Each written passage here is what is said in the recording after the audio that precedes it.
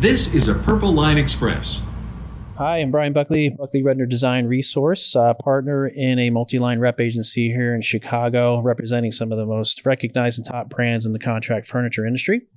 Today, we're in the Andreu World showroom at the Merchandise Mart on the 10th And floor. what I think we need to evolve to is kind of capturing a new clientele that our industry is not natively good at right now. You just don't get a chair. You get a chair and a matching table and a stool. This is Merchandise Mart. Welcome to the Wyzendale weekly wrap-up where we talk about architecture, design, and everything in between. I got a real special guest this week, and go ahead, you can introduce yourself. Hi, I'm Shea Uebelhor. I'm the co-founder and managing partner of Cayke. Nice.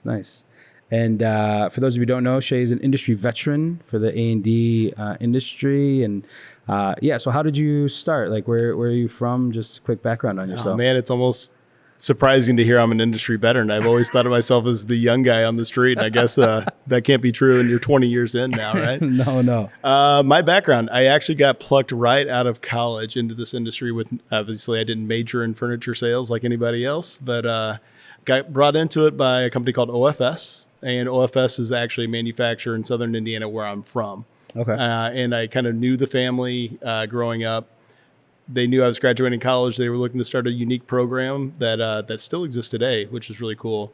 But they asked me to come in and start a sales training program, and it got me into the industry out of college, and I started my career with them. Nice. So OFS started a program, or? So this was kind of neat, and I wish a lot of manufacturers did this, and I know some of the bigger ones do. But OFS started a program where they were looking for people that they wanted to kind of build around and give experience into an industry that just so many people don't know much about. And out of college, I started with the manufacturer where I had maybe 3 or 4 months of manufacturing experience. So I literally worked inside their manufacturing facilities. And I like to make the joke that I'm pretty sure they took a loss on me inside that part of the job. Yeah. But a little bit later, I got into project management and customer service and inside sales, and then eventually outside sales. Which is really where I kind of found my niche, I think, for the brand. And after about a year of internal training, I was assigned to sales territory out in eastern Pennsylvania. So that was my first job inside the industry. Interesting. Yeah. How long were you out there? I've never been to Pennsylvania. Eastern PA, right? So I kind of covered everywhere else besides Philadelphia, which was, that's a good place to cut your teeth. It was amazing. The territory really accepted me very well for having some young guy just out of college who didn't even know what a credenza was, when he started. I can remember being in my first dealer presentation. They asked if OFS was an open line, and I had no idea what they were talking about. Nice. And I was like, I'm obviously going to learn a lot from you, as hopefully you're going to learn something from me along the way. Yeah. But I was out there for 1 year. And during that time, I'd actually met my now wife, who was also working in the industry, and she was now living in Chicago. Okay. And so I lasted 1 year out there before I was given the option of move to Chicago and get married, or maybe none of the above. So I then had to leave OFS, and I started as the first direct sales rep for kind of a newer brand at the time called Izzy. Okay. And if you remember the Izzy brand, and they're not around today, unfortunately, but I moved back to Chicago and started as their first direct rep inside the Chicago territory. Nice. Yeah, Izzy was around for a bit. I do remember that. I don't know, was Melissa there at some point? Melissa was now Hendrickson's? Yeah, she was. Yeah, right? totally. And there were so many industry veterans that my business partner at Level Reps, Corey Johnson, was there. Amanda Schneider of Think Lab came out of those ranks, and a few others that man, we had a great time. Yeah, we developed a fun culture. Yeah, we had a good run. Yeah, that's awesome. We were grateful for that opportunity. That's awesome. And then after Izzy, is that when you went into kind of your own business? Yeah. So I actually learned about the business of independent repping while I was at OFS. And OFS primarily had independent rep groups at the time. And part of my job at the very tail end of that time was to travel around the country and maybe give some of the independent reps some training from the factory, but also to collect some feedback from the independent reps. What can we do better as an organization, and bring some of that information back. But the funny thing to me was I was all OFS. This is all I knew in the industry at the time. Yeah. So I couldn't believe that someone didn't want to only buy OFS products. So to come out and meet some of the independent rep groups and business owners and understand their business model a little bit further and how they worked with a number of different manufacturers, and they kind of created their own brand. I really did fall in love with that as an entrepreneur. Nice. And eventually I just kind of knew that that was something that might be in my future. Yeah. So after a 5-year run at Izzy, Corey Johnson and I left the brand in order to go start Level Reps at the time. Gotcha. Nice. Yeah. And as just take a quick moment here to shout out Buckley Redner, who's also a rep group who reps Andreu World. So thank you for the host for today's episode. So then COVID hit, right? You guys had a good run at the Level, you yourself, and obviously the Level's still around, but COVID hit, and how did that change your perspective? Oh my gosh, what a moment for everybody in the industry, right? When Yeah. the minute that all of the manufacturers go dark at the same time. Yeah. So as a Wild. rep group, I believe we had 9 or 10 people on staff, and there was no clear end in sight to what COVID was and what it was going to do to our industry and how long it was going to last. Level Reps at the time, just like so many other entities, was like, well, working from home, right? Yeah. We need to start getting tools for the work from home community and things like that. And we immediately started pivoting towards how do we hand select a handful of products that of the manufacturers we represent at Level to come together in a way that can hopefully enable our industry to deliver products to the work from home community. The one thing I would say is, I mean, we and everybody were pivoting in that direction. And the one thing that I was personally realizing was we didn't have a great mechanism for delivering kind of a frictionless work from home program to the clients that were looking for it. And I think we put our back into that the best that we possibly could, all while trying to triage our business, right? To keep Right. payroll intact and to try to manage our way throughout this pandemic and what was coming at us. But realistically, that is where Cayke got its foundation. So Cayke got its foundation coming out of kind of that, where there's crisis, there's opportunity.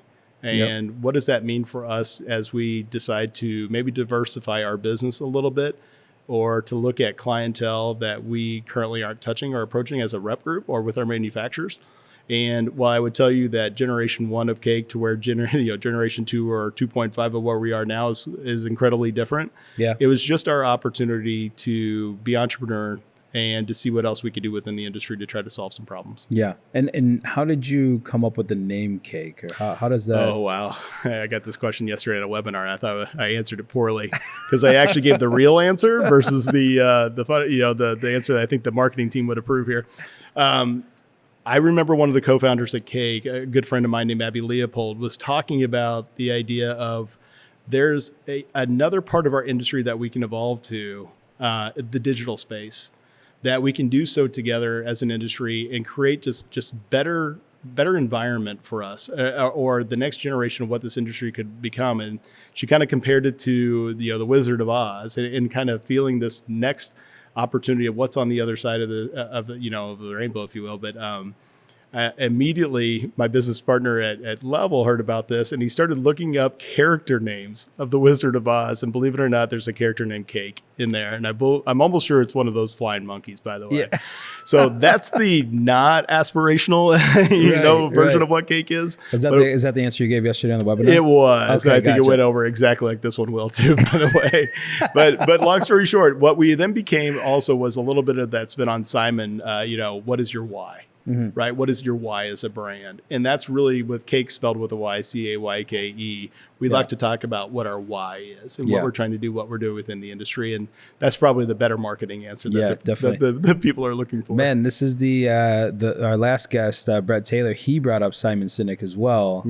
And we were trying to rack our brains around we knew it was Simon. We couldn't figure out his last name, but for those who don't know Simon Sinek, and he does that great presentation on the why for business for sure. There's so many great TED Talks and YouTube surrounding Simon that I think the industry needs to continue to look at and ask themselves some good hard questions every once in a while just in order to evolve ourselves and make ourselves better. Yeah, and I guess taking that a step further, some of the change is hard fundamentally, right? Like I feel like if you're asking those tough questions to yourself as a company, it's hard to, and you get faced with a difficult answer or response, and some companies need to change. It's hard to actually make that change. And I feel like being an industry disruptor, I guess maybe we can consider Cayke being it? I don't. Do you consider it to be that way, or how Yeah, do you? I consider Cayke to be a disruptor in the fact that I don't think it really exists today. Yeah, okay. And because I think there's positive disruption, and I think there's negative disruption, right? Right. And I think that our industry tends to think of disruption as a negative, Yeah, which is fine, which is understandable because there's a lot of businesses who are infringing on our way of life, right, Yeah. within our industry that we have to pay attention to. There's some really interesting brands that we blog about that are. You can't blame them for doing what they're doing because they're seeing opportunity or gray space that our industry creates for folks that are outside of us, right? And that sometimes that's a positive disruption, sometimes that's a negative. But when it comes to us at Cayke, you're absolutely right. I mean, to go to a manufacturer and a dealership and even rep groups that, that I've hosted, even with like Buckley Redner as an example, to kind of show them the importance of where our industry is and the health of our industry. Who are the players who are benefiting and pivoting and kind of understanding what they're doing? yeah, And to kind of challenge ourselves to look in the mirror and say, are we going to stay the way we are right now, or are we going to evolve? And we show a really interesting graph in our presentations at Cayke that kind of shows that our industry, for the most part, is a no growth industry. Unfortunately, right? When you look at our sales tracking history as an industry as a whole, the stuff that we report to BIFMA, if you track our sales numbers as an industry as a whole, I don't think you'd be very impressed. We don't grow by hundreds of millions of dollars year over year, and a lot of industries do, and a lot of industries have. And to be frank with you, a lot of that comes from adopting digital as a key component of your growth.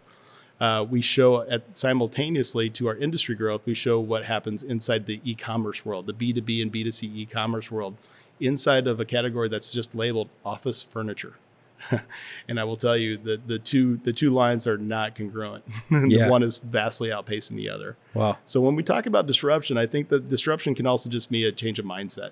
Yeah. And really just a self-realization as an industry of what we can do to start not just acquiring and market share, which I think our industry is really good at, right? I think that what happens in our industry a lot, and maybe this is a tangent, I apologize, No, keep going. is we shuffle the chess pieces around the board, Yeah. right? We acquire a company, we acquire a competitor, we hub and spoke our model a little bit, which, by the way, is a perfectly good model to follow. But we're basically still talking about the same clientele. And what I think we need to evolve to is, kind of capturing a new clientele that our industry is not natively good at right now. And that's what our cause is at Cayke. Yeah. Nice. And COVID obviously provides a new clientele, right? With the hybrid model, with the work from home, or the way that workplaces are now being outfitted. I mean, what are your thoughts on the obviously $1 million question as far as workplace and what you see? I do have a very specific opinion on that, but it also comes from just the dialogues that I've had with dealerships, manufacturers, and really just your neighbor, about what do you do for your tools or whatever. I would tell you that I think it was in a Business of Furniture article a couple of weeks ago that more or less spoke to the idea that our industry should expect to more or less contract by, I believe, 10 or 15% due to the hybrid work model or due to the work from home model, which is fine. But I also don't think that that's a reason for our industry to wave the white flag and surrender that client. I think that we need to be creative as an industry about how do we target folks that are work from home. I think the bad taste in our mouths usually is driven by the idea of the onesie twosies that I think most people just assume the work from home model is. Yeah. But our industry, whether you're the design community or the dealer community, we're the ones who service Citibank. We're the ones who service large multinational clients and have large contingencies of employees that are looking to go hybrid. We're the ones who make the products, right? We're the ones who have the monitor arms and the task chairs or the, anything that kind of outfits these spaces. We just need to provide them with a different mechanism and a different strategy that will enable a work from home strategy to still be successful and allow our industry to participate in that. Yeah. Yeah. I mean, you're absolutely right. Those are still, they still work for Citibank. They still work for these companies, right? Why not market to them in a different fashion, right? It's interesting. So do you think we'll ever go back to a 5-day work week?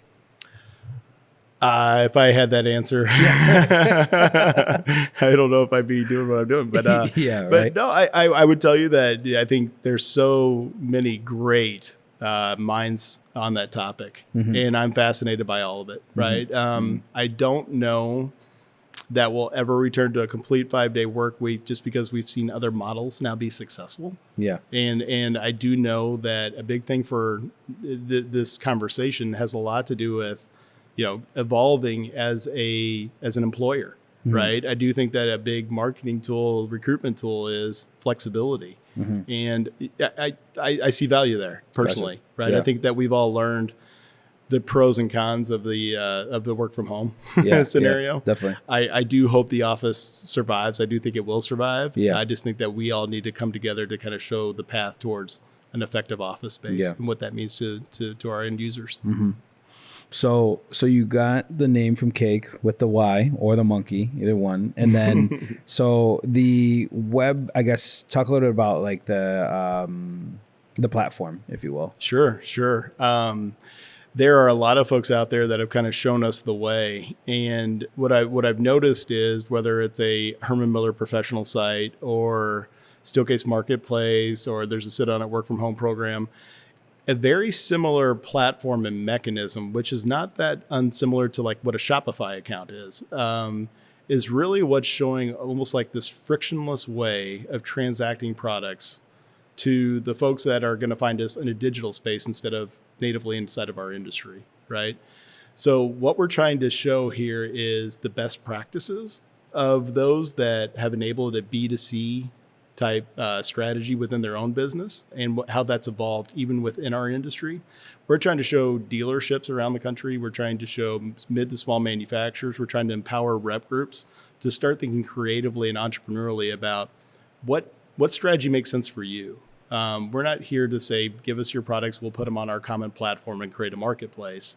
We're trying to enable people to say, does my quick ship program make sense here? Should I look at creating spec suites for the broker community that allow them to start filling up office spaces more creatively to maybe a different clientele that's out there? There's just so many unique strategies that have come to light whenever you provide the mechanism and you provide best practices and different ideas that you've heard of, and then let the really creative, great people of our industry kind of adopt their own strategy, and then to see it kind of grow. Yeah, nice. And when did you guys hard launch or officially launch? Well, I would say that Cayke version 1 that we were referencing before was shortly right in the middle of that pandemic. So we're looking at about 2 years ago.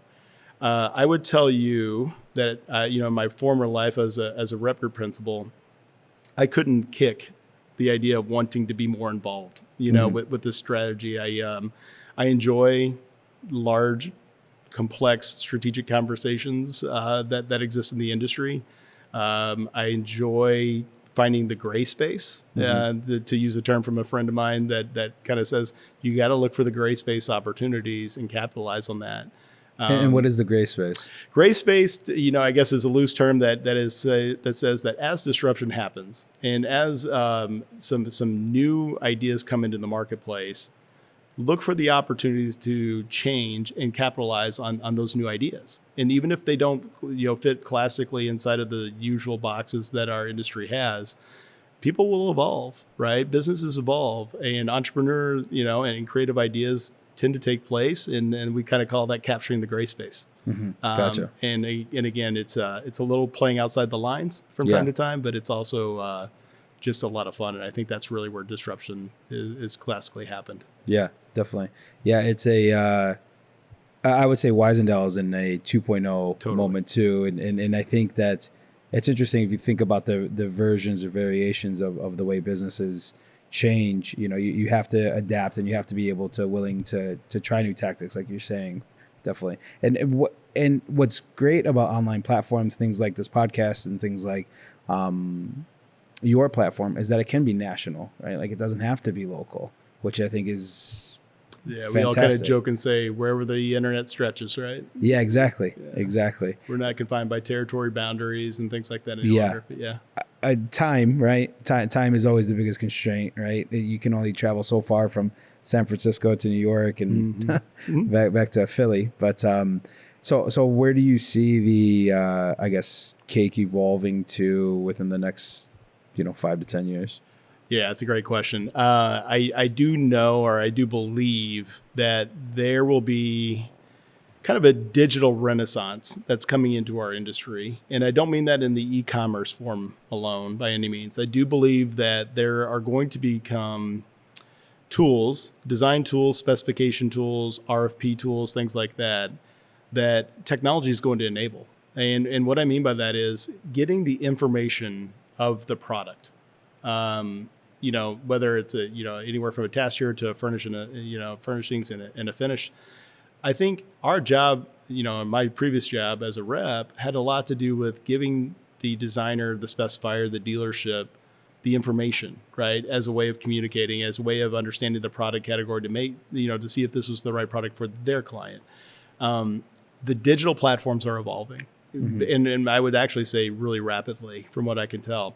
And I think the transparency into the product and to help design firms make really educated decisions on what products are right for their client. I think that's coming very fast, as a matter of fact. And I think the digital community is going to evolve there, where design firms are going to be empowered to make really great decisions on behalf of their client. And no longer do I believe the RFP goes out where everybody is filling your favorite product and let's see what sticks. I think that will go away, right? Or at least over time. Yeah. I don't think the idea of an RFP with alternates accepted will necessarily go away, because that's also where the client and the design firm get exposure to other products that they might not have thought of. Yeah. But what I'm thinking is coming is the ability to compare and contrast products, and to get access or availability to products that we've never seen before inside this industry or inside this territory or whatever that is. I think that's coming to the design community very soon, and I'll be very excited when that happens. Yeah.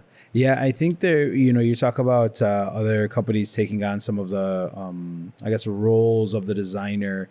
I know big within the past, with recent years, not only within recent years, let me say a handful of years, the dealers have really taken on a lot of role as far as like the designer sending them a lookbook or sending them kind of aesthetic, and then the dealers kind of putting together their own sort of proposed furniture package, right? So that way the designers obviously are crunched with fee, crunched with time, and furniture is always like, fuck, we don't have enough time for furniture. Well, usually we say that, Felix. Yeah, that's true.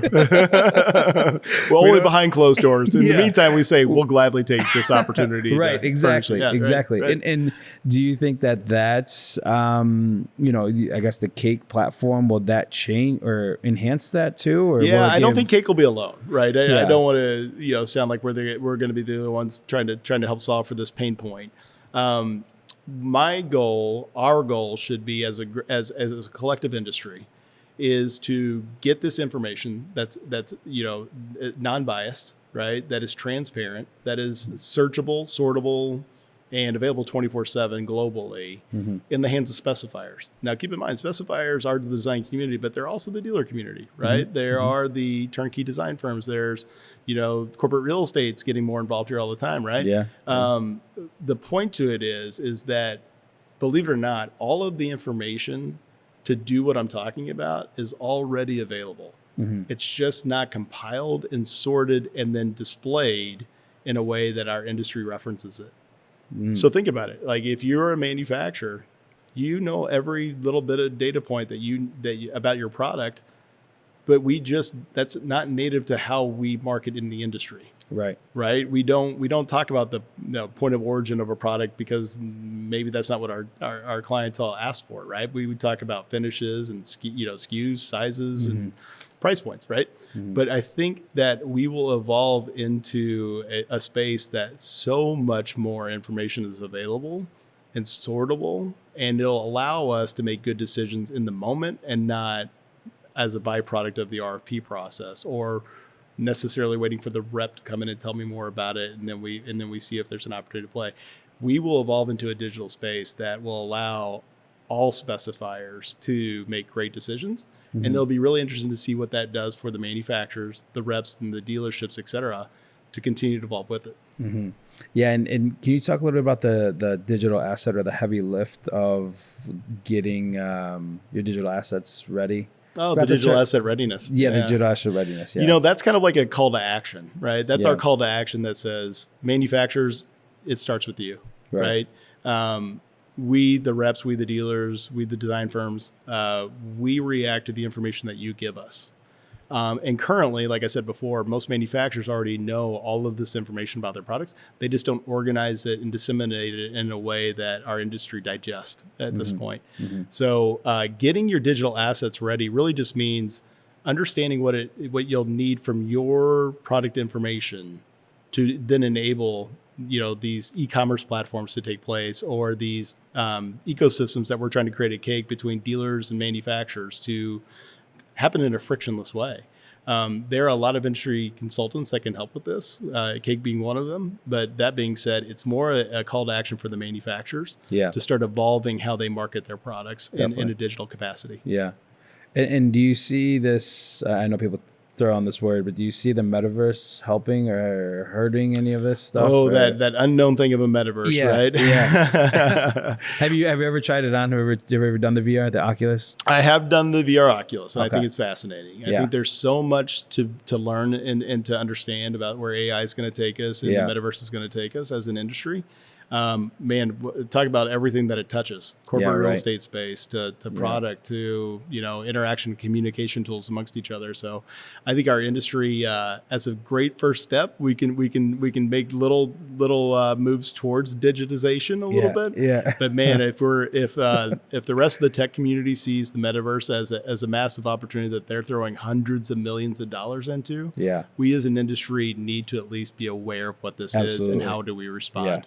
Yeah, I have an Oculus and was with one of my friends in it, and just the possibilities. I mean, the ideas were just going like crazy, right? Seeing all the opportunities for furniture, not only furniture, space, and it's going to be interesting to see all that evolving. Well, if Zuckerberg decided to change the name of the company on behalf of paying attention to the metaverse, I think we should all pay attention to that. Maybe the digital world sees some value there too. Yeah, definitely.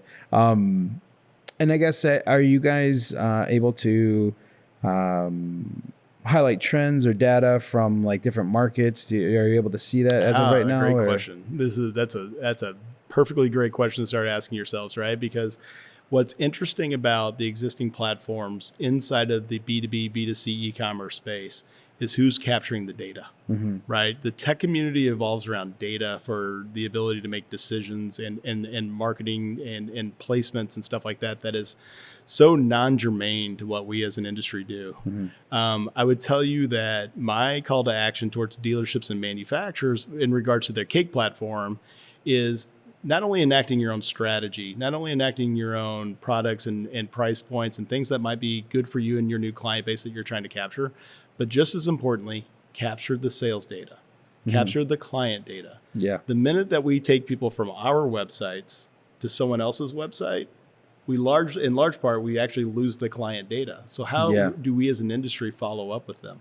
Yeah. How do we go back and ask them again? I mean, I heard a comparison earlier today that was all about, we don't even give them the ability to leave their shopping cart, with products in it before they transact. So we can't even follow up to see if they're still thinking about it, placing this order and things like that. And it was just totally true. Yeah. But I will tell you, there's an opportunity for our industry to learn what to do with data.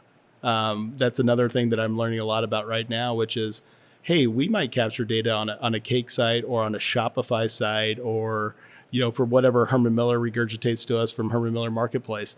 But what do we do with that data? How do we weaponize that data? How do we create new business opportunities from that data? And I think that that's a really great exercise for us as an industry to start going through. Yeah, I mean, I think that data analytics and data analysis definitely need to have a bigger role, I think, in companies, right?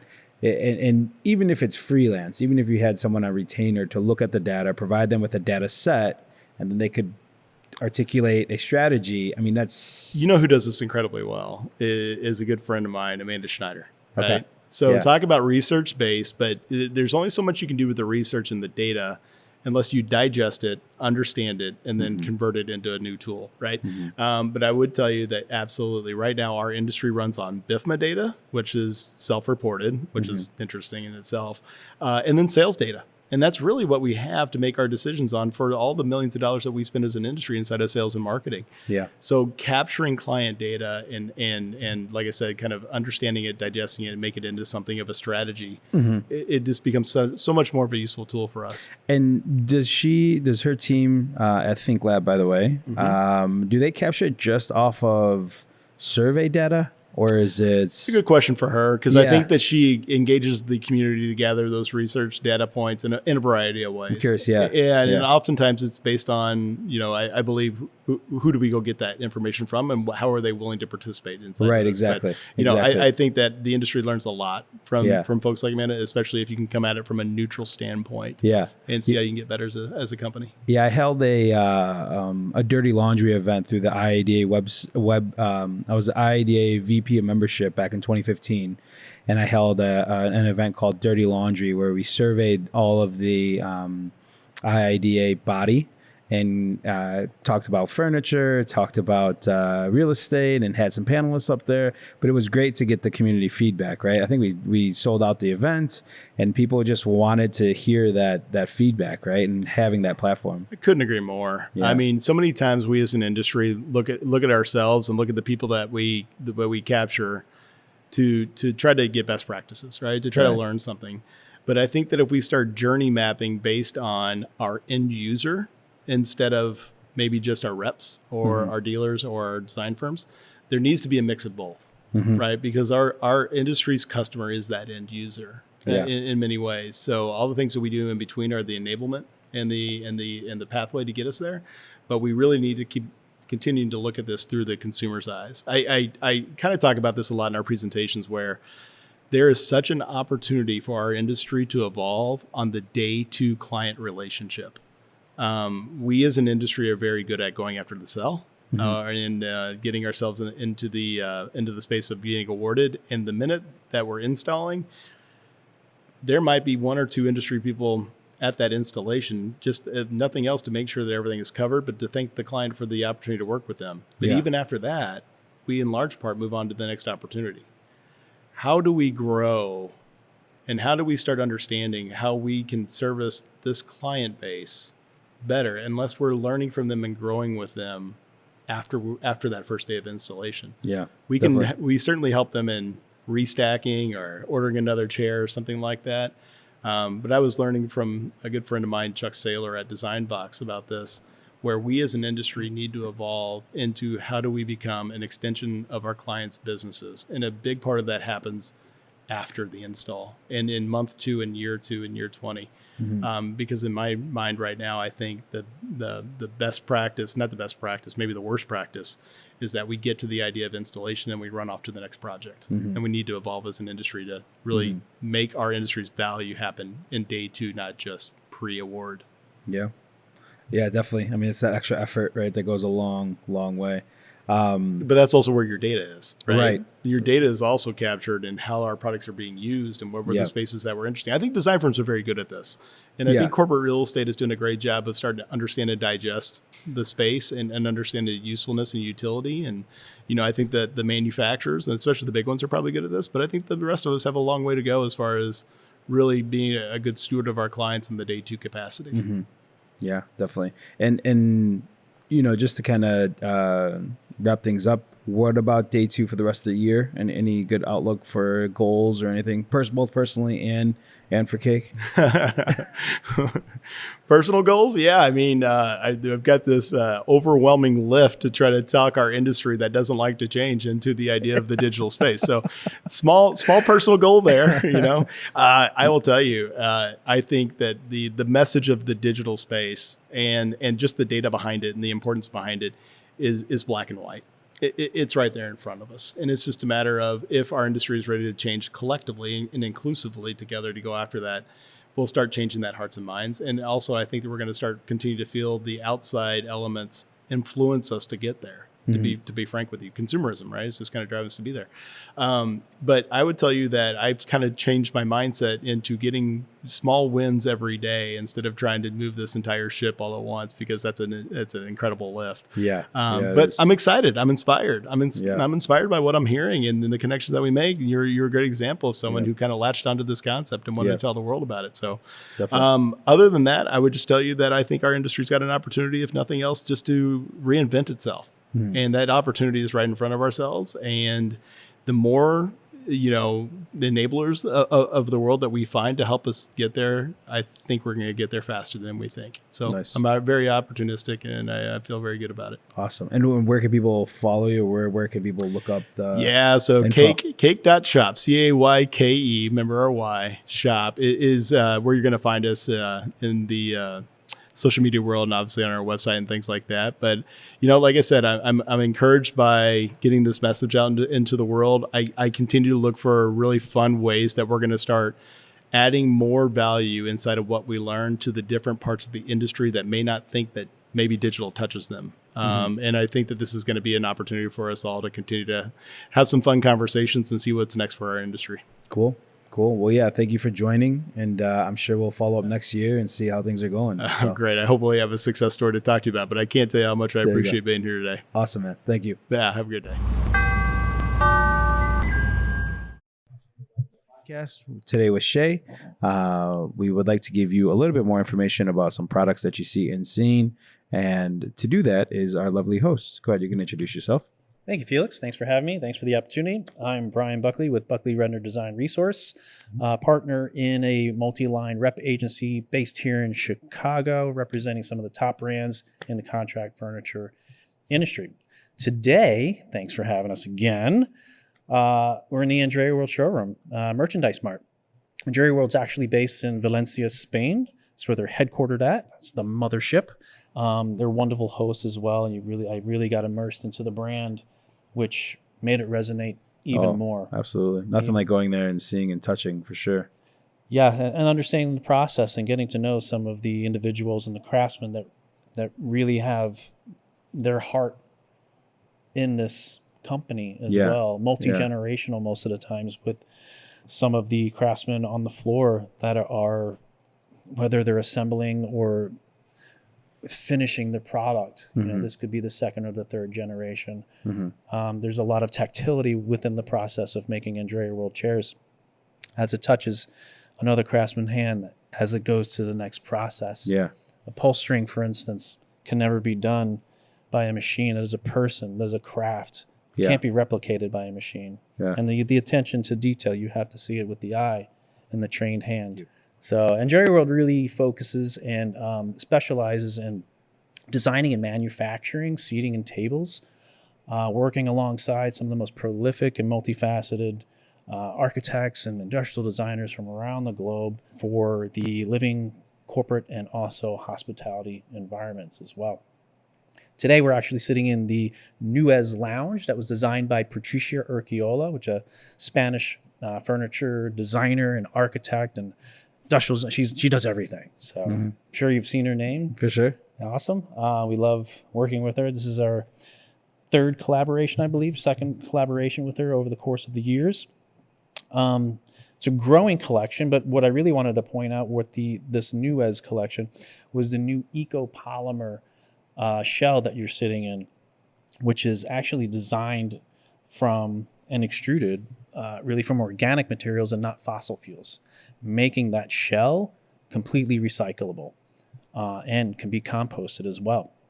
In addition, the other materials that you'll see is the wood and metal, obviously from sustainable materials, but can also be broken down as well, 100% recyclable. Lastly, which also kind of strengthens the voice and commitment of Andreu World's mission on sustainability, is the Circular ONE fabric that I'm sitting in here, which is 100% recyclable.